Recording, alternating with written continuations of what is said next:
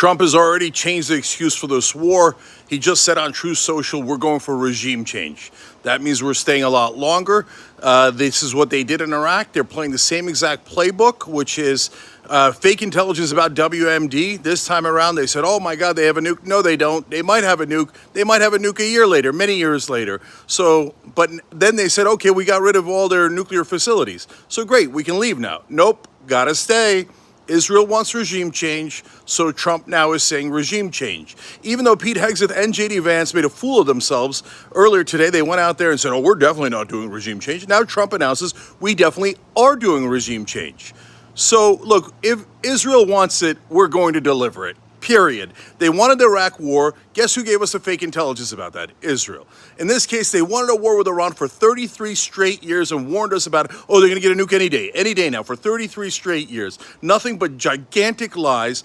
Our media goes, well, if Israel says it, it must be true. We're going to take it super seriously as if they already have the nukes or they're about to get the nukes. Netanyahu said they were about to get the nukes in 1995. In 1996, he said they would have 250 nukes every decade going forward. By now, they'd had over 500 nukes if Netanyahu was telling the truth, but he's never telling the truth. Now, Trump, 100% listening to Netanyahu, in his speech last night, said, God bless Israel. He said, I want to thank Netanyahu, and we did this on behalf of America, but also on behalf of Israel.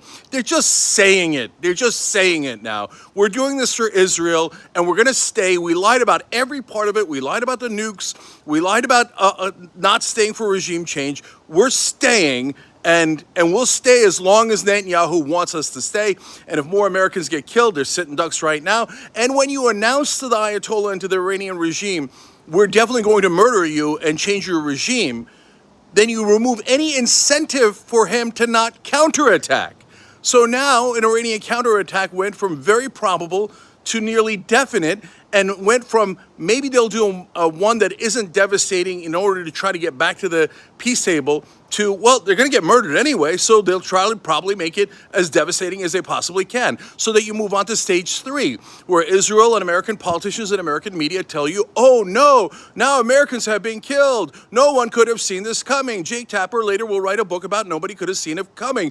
But now that American troops have been killed, we have to fight this war for a decade or until Israel is satisfied and gives us permission to leave. So if you don't think that's what's happening, how come we got it right before it happened? How come we told you the entire playbook on the Young Turks before it happened?